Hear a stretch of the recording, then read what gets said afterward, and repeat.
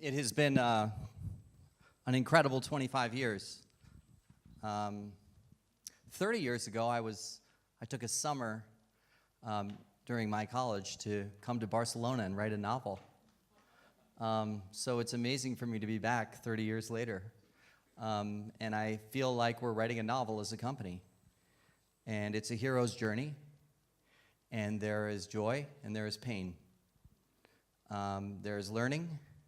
And there is regret. There is the realization there were things we should have been doing 10 years ago, 15 years ago. Imagine, I wonder how we were treating the people who come to work at our company in 1997 versus 2017 based on what we've learned. And so I wanted to share today 6 lessons, 6 areas that I view us as having found a breakthrough for conscious prosperity. And the first thing that I want you to know about them is that these things we have learned from other companies. Our company spends most of its time studying other businesses to recommend for investment to individuals. We're very, very skeptical about the financial services industry in the US and around the world. There have been, for reasons that we know 10 years ago, but they persist today. The obfuscation of products, overpricedness, taking advantage of somebody who doesn't have an interest in finance and hands their money to somebody to manage it. And so we've been working very hard to help the world invest better. That's our purpose. Now, I'm going to show you the 6 principles that I'm going to teach, and my goal is for each one of them to shock you. I hope you look up on the screen and feel offended by what you see. Point number 1, following on the beautiful panel that we just had, eliminate your purpose and your values. That's where we'll start. And then we'll travel to buy out all of your investors. You should distrust them. No matter how friendly they are today, I recommend distrusting them. You should argue with your partners. Try and create as many debates as possible. Set your employees free and help them to go crazy. Demand that your employees ask for more money. And the last one is get on the phone and cold call your heroes. So who's ready for this journey? Okay, good. So then let's start with eliminate your purpose and your values. So could you raise your hand if your organization has a purpose statement and values? Great, awesome. Could you all please stand up then? Let's get a little exercise in. Okay. I want you to eliminate your purpose and your values after the first 3 minutes of my talk. So, I will ask you, is everyone who is standing able to recite your purpose statement and your core values? Please remain standing if you can. Okay? And I'm going to call on you. So, so maybe we would add honesty to our core values. Now, please remain standing if everyone in your organization can recite your purpose and your values.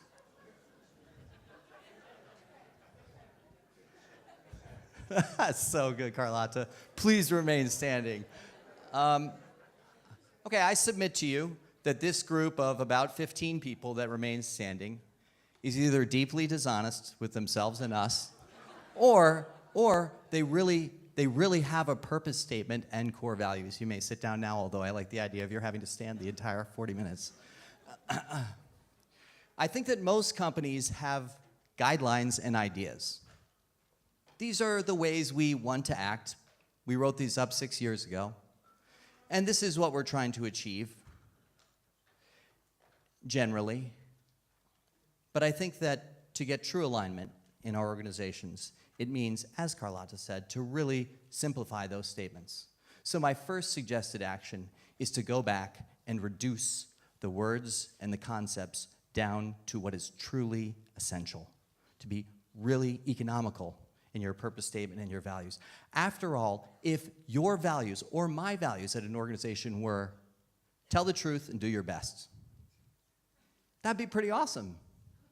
I mean, you'd achieve a lot with those 2 values. Tell the truth and do your best. That's all we ask from a values standpoint. The problem is that we start to become literary, and we also wordsmith in committees, and then we chisel them on walls, and they disappear from the daily conversations of the organizations that we love, that we create together. How many of you have created or are running an organization? Great. So I don't want you to eliminate your purpose and your values. I want you to simplify them, and we're doing the same thing at the Motley Fool. So most of the points that I'm making are things that we've either recently discovered or are still working our way through. But that's point number one.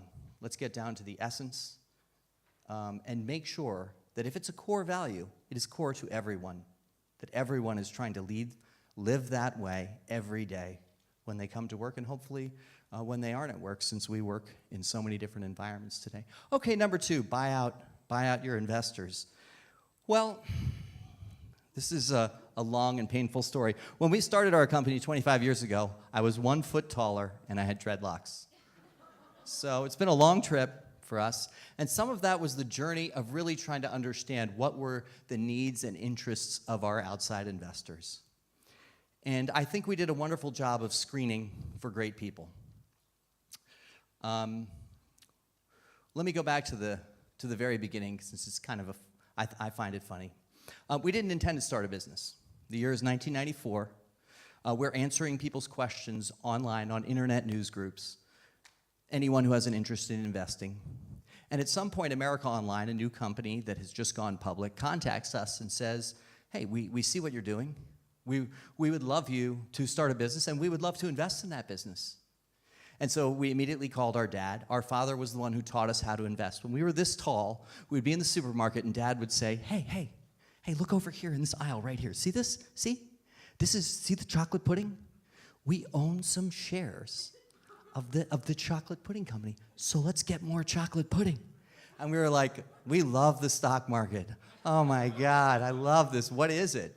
And so we took that early fun, that sense of a game, not the feeling that we were taking huge risks, but that we were learning about the world and supporting products that we believed in. And we would go sometimes meet management teams on like our spring break or summer break. We thought we were gonna have a day swimming, and Dad would surprise us by saying, hey, get in the car, we're gonna go across town, and we're gonna meet the chief financial officer of a semiconductor wafer design company. And we were like, there goes our afternoon. But what we took from that is that we met people. We saw that people were running companies. They weren't some big corporate monstrosity that was distant from our lives. They were people that we could evaluate. And as a 10 or 12-year-old, I can remember getting in the car after visiting a company and laughing and saying, Dad, you trust that guy? You're investing in that guy? So that was the whole spirit of our approach to investing, is that we're investing in people and products and businesses that we believe in. And the better we get at understanding what's great and what's going to be sustainable, the better we'll do as investors. And so we got that call from America Online, and we immediately called our father and we said, Dad, what should we do? And he said, well, when you meet with them, don't sell any equity. Don't give up any ownership. You're so young.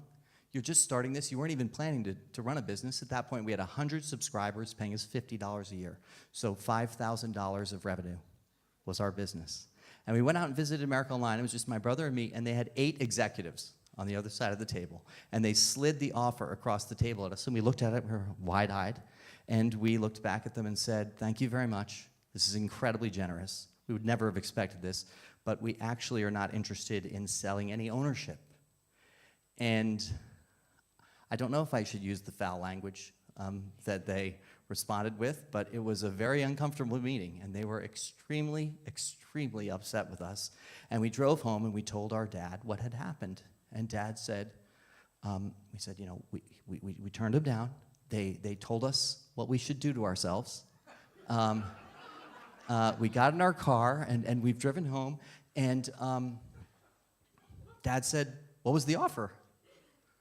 And we said, well, we told them we have $5,000 in sales, and they offered to buy 20% of the Motley Fool, which we would incorporate, and they would invest $600,000 to buy 20%.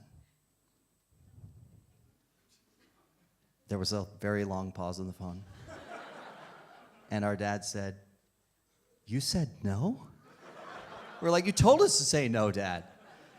So we went back and signed the deal with America Online, and then began our journey where we raised a tremendous amount of money in the late 1990s. We raised about $55 million, 47 million euros, and we sold only about a third of the company to do so. It was an incredible time. There were lines of investors that wanted to invest in us, and we worked through a methodology. We would have loved those 3 steps as well. And we ended up with investors that we felt were on board with us. They cared, they loved investing. That's why they were following the internet. They were, in the early day, looking at investment sites. They saw us, they loved us, they invested, and we began our journey with them.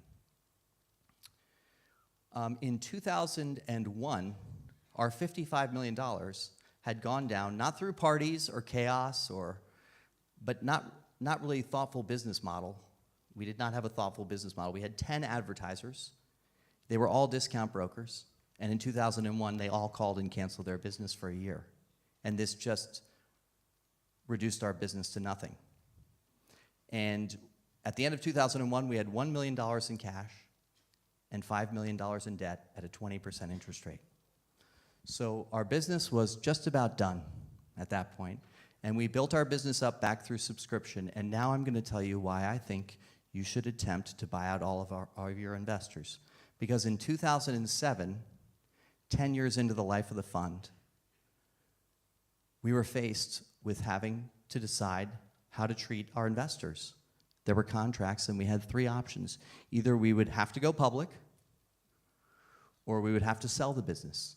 Those were really the 2 options on the table. And what we decided to do, which was controversial enough that one of our investors, who we had loved for 10 years, filed a lawsuit to try and force us to go public. And I would just say, at that point, I realized even these people that I love are in a situation, in a system, where they need their capital back at a certain point in time.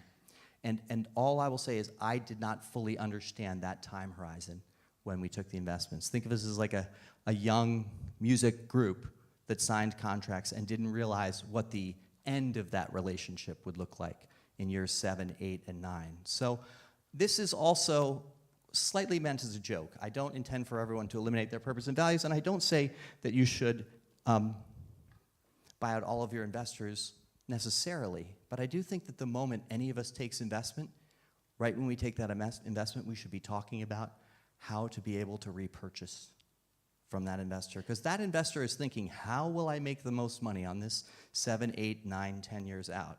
The early years, they may be very mission aligned, but I've found in the later years, the story gets a little bit different. You know, one of my favorite companies in the world, one of the most conscious companies over the last 40 years is Whole Foods.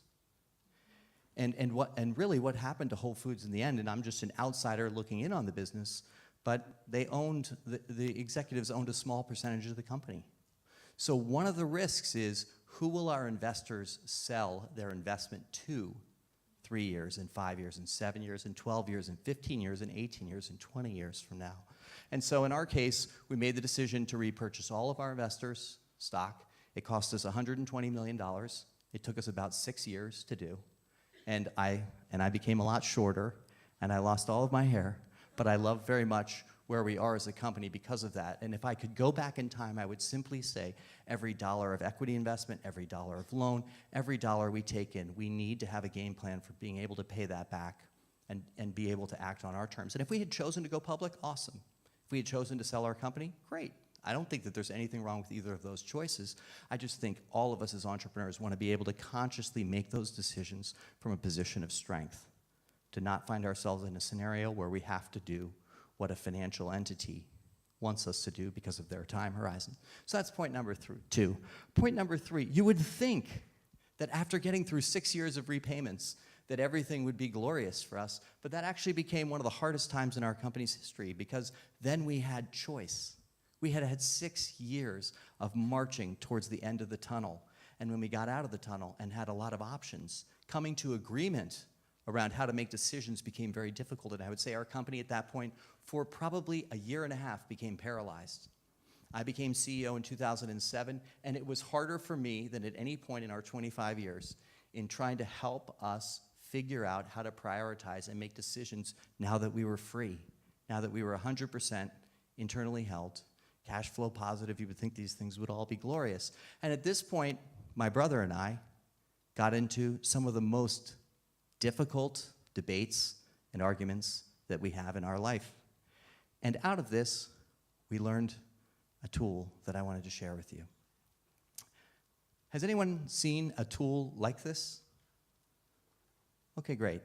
So let's think of this as a tool for mediation. Remember, this falls under the point, please argue with your partners. And now I'll dismiss that language just like I dismiss eliminating your values. I don't want you to argue with your partners. What I want is for all of us consciously to be as aligned as possible with our business partners and our stakeholders. This sort of application can be used with every stakeholder, and here's the basic explanation. So up the y-axis, you will see you are moving from avoiding at the base to asserting.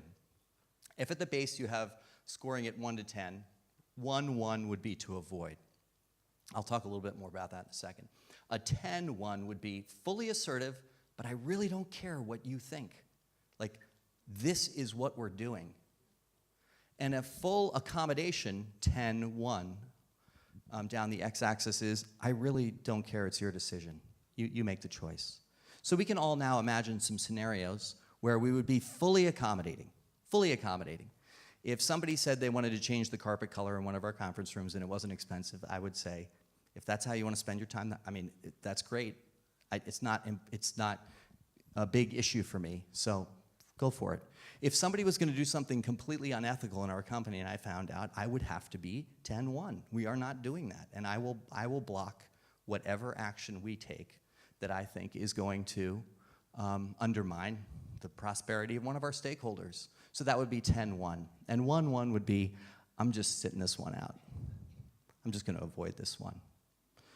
So everything in the shaded area is where we do not want to be. That is the zone of unconsciousness.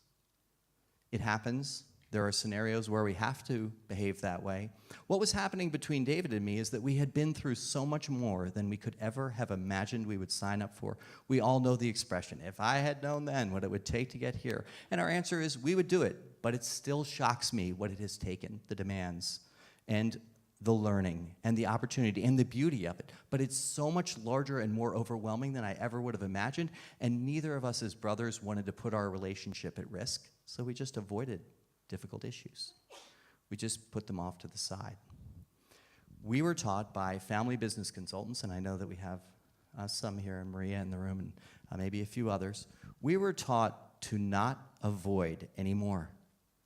And I think that we avoid issues with our business partners. I think we avoid issues with our board directors. We avoid issues with our customers. We don't want to raise the difficult questions. One of the beautiful things about Ibukun today is her saying in the middle, I thought was so beautiful when she just said, I'm just asking the tough questions. I mean, I don't have all the answers to this.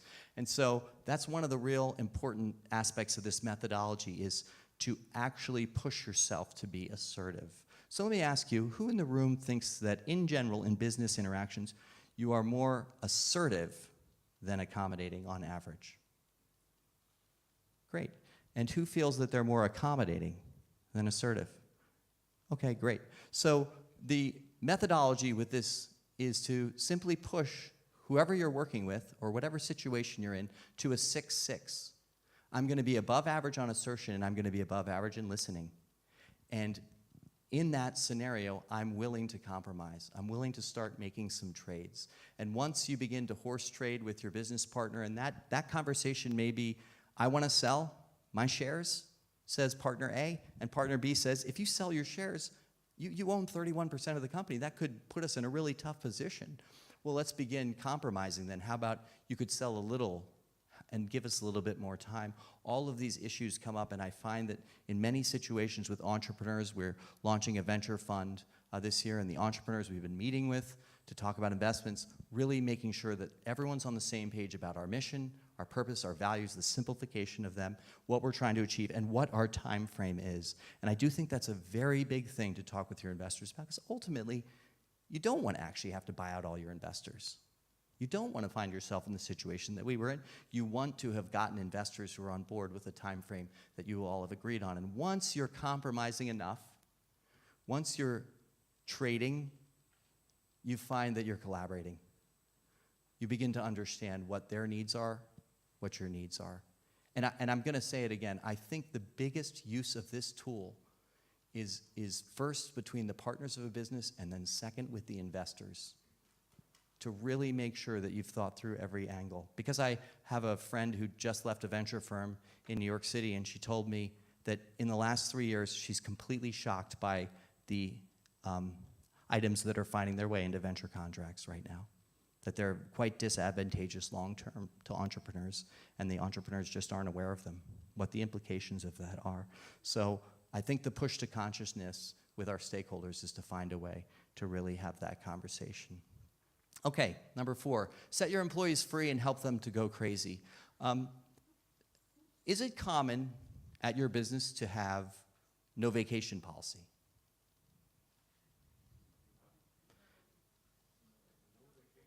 No vacation policy. You have unlimited paid vacation. Welcome to our company. You have unlimited paid vacation. And our sick policy is, if you're sick, please stay home. Don't get the rest of us sick. We're not giving you 6 sick days for the entire year. This is a very important principle, I think, because it's about setting your employees free. If we're tracking the vacation time and the sick days of the people that we work with, are we treating them like adults? Are we extending trust to them? Are we building trust in our organization? Or are we telling them, if we gave you total freedom, we know you would take advantage of this company? And what ends up happening when we think that way is we build rules and protections for the small number of opportunists, and we punish the majority of people, if we've hired well, that are passionate about our purpose. If we've hired the right people, we should be giving them more and more freedom, as much freedom as we possibly can. So set your employees free and help them to go crazy. I just want to run a little exercise with everyone here. This is a quiz that you can take online. It's called the Synergist Quiz. I very much recommend Googling and taking the quiz. It will take you 10 minutes to do so. But we'll do a self-assessment right now, and I will explain why I suggest that this can lead to imbalance and insanity in a beautiful way for your company. So let's start with the visionary. The visionary trait is somebody who has numerous ideas, and they may have the attention span of a squirrel. Every 2 hours, they have a new idea. And it's exhausting for many people to hear this constant flow of crazy, amazing, brilliant ideas. I see you smiling because maybe you are that person or you know somebody like that in your life. That's the visionary. The operator is the person who wakes up in the morning and has a checklist and mows through that checklist in the day. And the more items they check off that list, the better that day is. It's just a beautiful day. I got through all 12 of my items. That person, since we criticize the visionary for having the attention span of a squirrel, that operator doesn't necessarily prioritize well. Sometimes item number 11 is 15 times more important than item number 2, but it wasn't ordered that way, and they're just operating right through the checklist. Person number 3 is the processor. The processor, when presented with an idea, may not even determine whether it's a good idea or not. Just, was it filled out in the form correctly? That's the processor mind. The processor, if you've traveled with a processor, that person has good reason to be complaining constantly about the inefficiency of everything around them. Why did we buy tickets here? Then we have to go over in line here. This person is frustrated by ineffectiveness and is often saying, if we would just take 1 week off together, slow down, clean up our software code, we could go 5 times faster. This person usually runs in trouble in entrepreneurial environments, but is absolutely crucial to scale and sustainability for a business. And the 4th person, the synergist, is the people person, the social glue, the person everyone loves, and occasionally someone asks, what do they actually do here? And that's the synergist. Now, these 4 traits, if you take the quiz, will come out in a rank ordering. And it is most likely that you will have 2 strong suits and 2 weak suits. And so I'm just going to ask, in terms of the top item, who here thinks that they are a visionary, the idea person? Great. I think we're going to have a good balance in the room, and we can start a company together. Who's the operator? just mowing through that checklist. Things just feel so good at the end of the day. How about the processor? Life is never structured in the way it should be for greatness, okay? And who's the moving cocktail party throughout life that everyone just loves hanging with, but we don't know what you do? Awesome. Generally, those people really thrive in HR. You want to bring your culture together? Get your synergists going. The reason I say set your employees free, get no vacation policy, take as much time as you want. By the way, the number one way that people use no vacation policy, number one, is within a week or a day, feeling the freedom to take care of something in their life that would otherwise be bothering them if they couldn't get after it. And that often might have something to do with a personal issue, a family issue, a child, something that's going on in their life that if they could just be free Wednesday at 2, but then they'd have to talk to their boss and they have to go through a process. And if you just say, you're completely free, we trust you, you care about what we're trying to achieve, right? We're not here to track you. We just want you to do great work, and we're here to help you, in fact, to help us be great. And once you start to think that way, then only thing I'm going to encourage you to do here is the more people on your team you have take this quiz, the better the team starts getting along because you have labels for it. We were all kind of laughing. It's kind of humorous. I'll tell you, I'm a visionary first and a people person second. That means the fact that somebody's telling me there's only 2 minutes and 36 seconds left in my speech, no way. No chance. Now, the systems people and the operators are really getting uneasy. Systems people are like, this is supposed to be done. We have a whole schedule in front of the operators. Like, can I just get out of here and start doing things? And so once we start to understand how we're interacting as a team, we work much more consciously. Our company's teams are really thriving now because we know we need all elements of these on a team, and we know that each one of them can be frustrated if somebody isn't aware of the importance of all of them. Demand that your employees ask for more money. We just did this month. It's so fresh that I really can't, with any authority, suggest that you should do this. But I think you should do it. I think you should do it. This month, we said to our 310 employees, this month, we want you to ask for a raise. We want you to ask for a raise. Some people ask for raises all the time. Other people never ask for a raise. Some people have been with us 14 years doing incredible work, and we could call it humility, or we could call it ineffectiveness. They have never stepped forward and asked for a raise. Now, they may be compensated fairly. Our system may have been working for them all the way through, but they never asked. And you'll see in the data that on average, and it is changing for the better, but on average, women will ask for raises less than men, and introverts will ask for raises less than extroverts. How fair is that? That's not fair. Except I'm an extroverted guy, in which case, hey, I don't have any problem asking for a raise, but we all need to be able to step forward and see if we're being compensated fairly. 58 seconds left, this can't be right.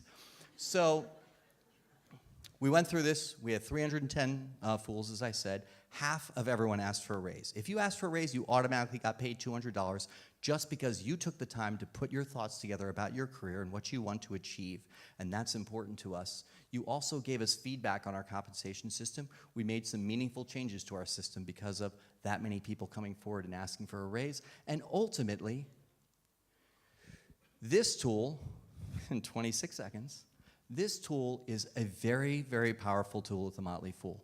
This is a transformative tool for us, and I'm just going to speak to it super quickly. I apologize because I know we're end of the day. It's so wrong what I'm doing.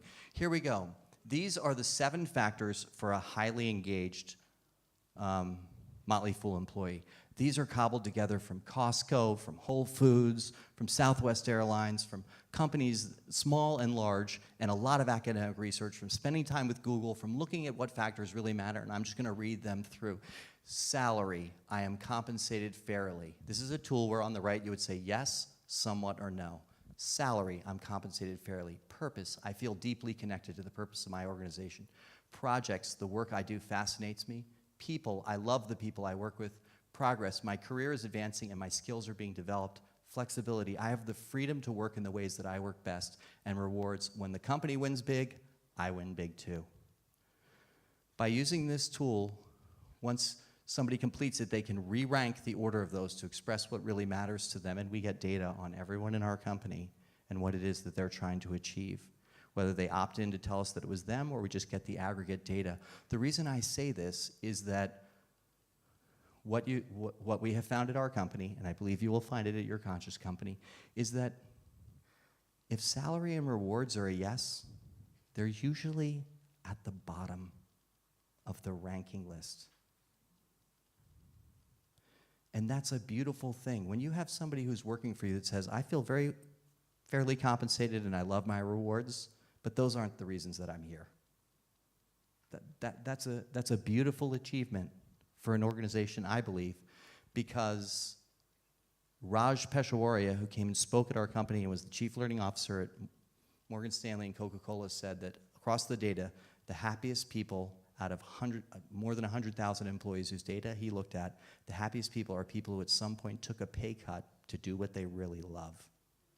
And so I think by asking these questions and presenting people the opportunity to ask for a raise and to put money on the table so that we can resolve that and move it out of the way and focus on the reasons that you're really here. We ground things down for a few weeks as we tried to complete that exercise this month, and it has ended up being a really beautiful thing for us. The last point, cold call your heroes. A job that I recommend for any organization with more than 70 employees. Could be a part-time job. We hired somebody when we had about 75 employees. Her full-time job is just to call people that we admire and ask for a 10-minute phone call.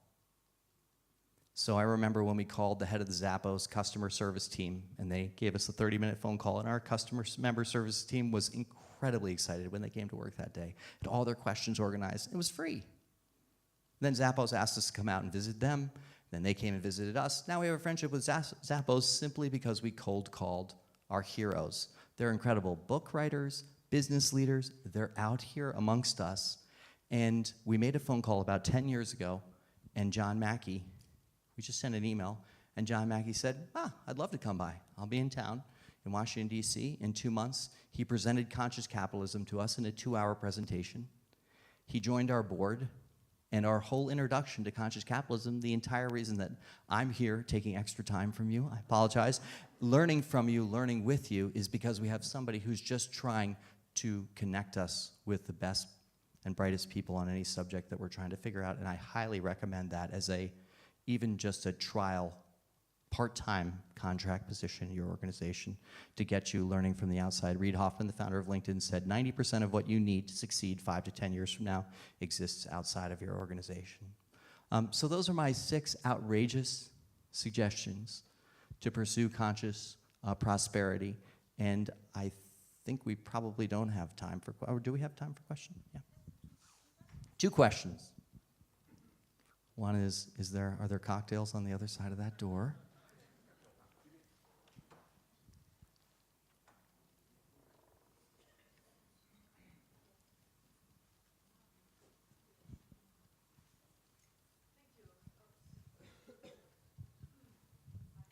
Hello. Oops.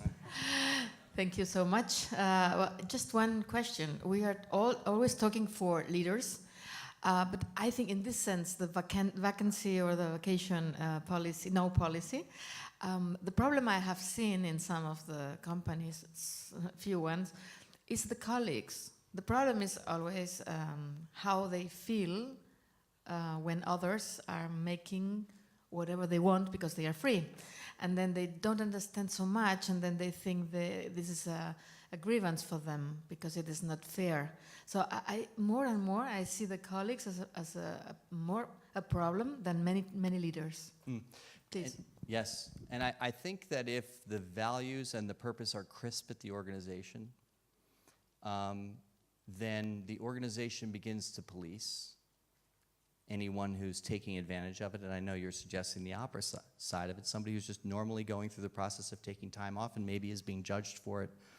But I guess in our organization, we do 2 things. We empower our managers, but we also empower our people team to really have a very strong voice. I think that many people leave their work because of their boss, and so many teams end up becoming like satellite offices, and you need to have a people team that's going in there and really exploring what's happening and raising those questions and having those compromise negotiations in that prior slide. So I would say that for us, we've made the decision to overstaff our people team, to have a very large people team because we're in a more social, connected world, and we should be serving the people that we work with and setting them up for success, and that's very hard to do when you have 3 people in a HR people team for a 1,000-person company. Like, show me the numbers of your HR as a percentage of your company, and I'll tell you whether the Motley Fool wants to invest in your business. Yeah.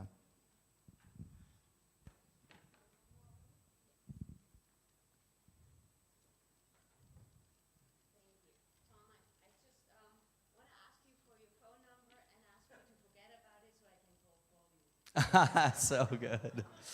Well, I will say that anyone can connect with me on LinkedIn, and more than anything, what I want to say is how thankful I am to be a part of this community and to be able to help out in any way that we can. If anybody's ever looking to raise capital, particularly as a private company, I think our venture fund is going to have some unique principles that are distinct. In fact, I don't know that we'll be able to pull this off in our first venture fund, but what I want to do is create a venture fund that does not allow the entrepreneur to sell to us or anyone else voting shares.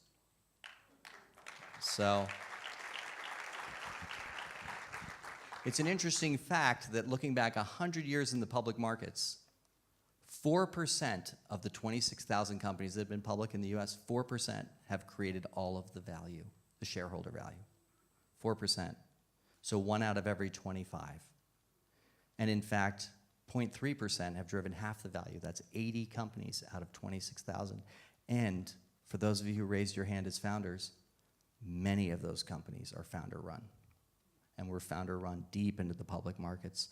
So I believe if we want more consciousness, and we want more sustainable growth, we want more enlightened support and affection for all stakeholders, we really want to support founders more and more and help them set their organizations up so that they can help to lead those organizations for decades. So, I'm on LinkedIn. If there's any way I can help anyone, please let me know. And what an honor it is to be here with you all. So, thank you.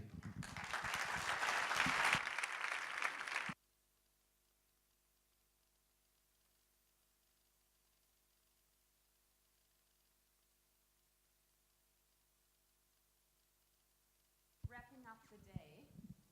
Is my mic not on? Now it is. You take this one? Thank you. Good. And one thing that I personally take away is not one single person has all the answers.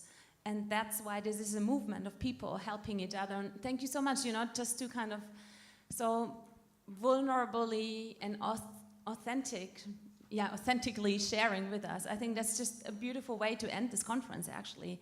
And I took away it's a journey, and it starts with us. What did you take away from the day? I took away that there are so many opportunities for us to impact the world that we don't see right away. They're not immediately evident to us in the flow of our daily schedule. One of the things I've learned from John Mackey that I really love is his 3-factor list for whether you should be doing something as a leader. And those factors are, number 1, do you love it? Because you're going to bring a lot of good energy if you do. Number 2, does your company need that?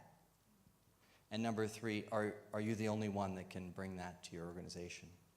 And his point was, if there's somebody else who can do what you love and what your company needs, you should hand it to them and give them the opportunity to grow that and be a coach and advisor of theirs.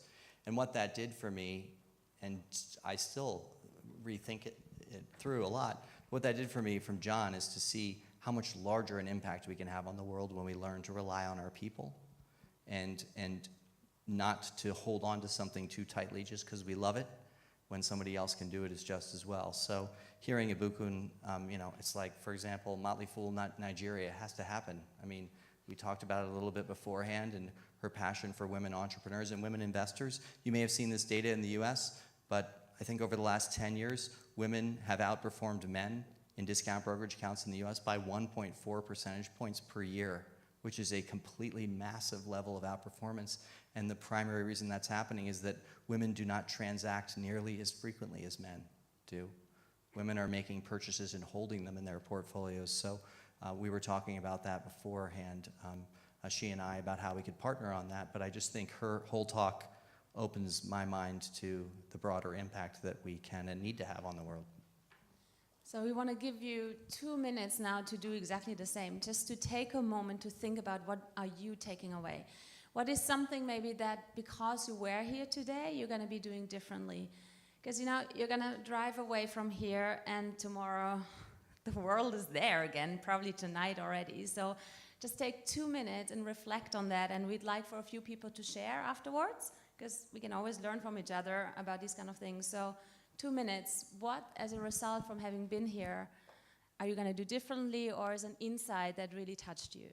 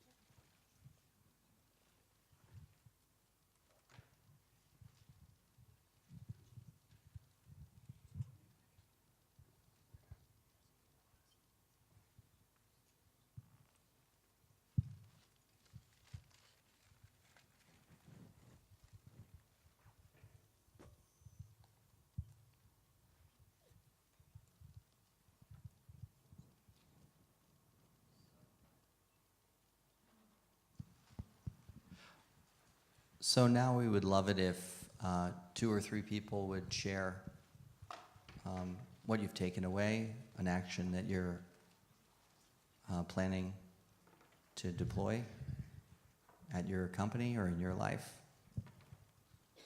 So, yes, I'll make my way back there. Well, I have one. Oh, you've got one. Yeah, great. I'm a shy guy here. I'm at the back. I don't want you to see me, so this is kind of tough. What I take from today is to give more worth and more value to the work I'm doing with forests and taking care of forests, like trees. And I really liked the 6th point on your presentation about cold call my heroes. I really feel I need to do that more and put myself out there and ask for help and investment and really make a difference in what I'm doing. Thank you.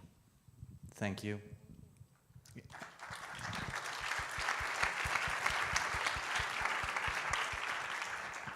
Just to show a little bit of Motley Fool love, if we get to talk after, or you just connect me on LinkedIn, we'll have our person who does that for us full time help you make the first phone call to somebody. So if that would be helpful. Thank you, Tom.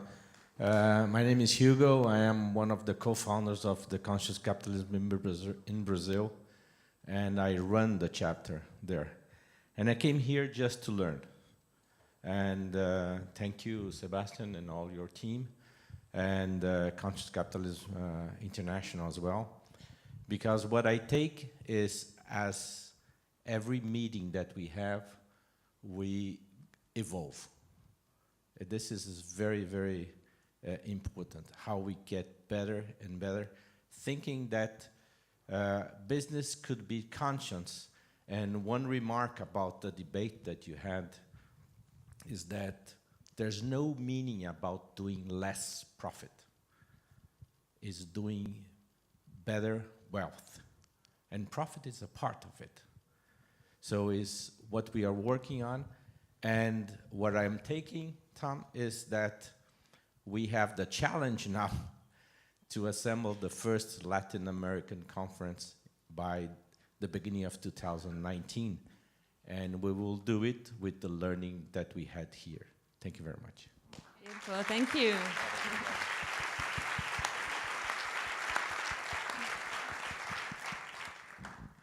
Which reminds me, I think we had about 20, 25 different nationalities here, right? That's what we counted. That's pretty amazing. So one last person, does anyone want to share?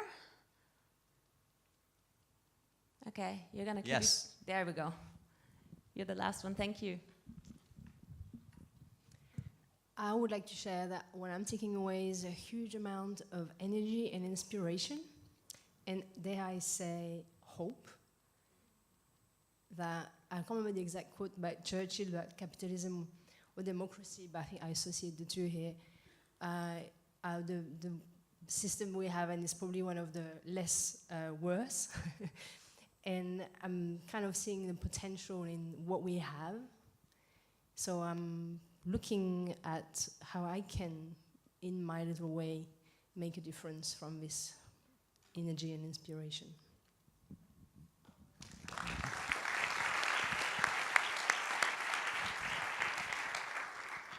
And on that beautiful note, I believe the only thing that is left is to hand over to the people who have made all of this possible, to the Conscious Capitalism Spain chapter, and they have their own special goodbye.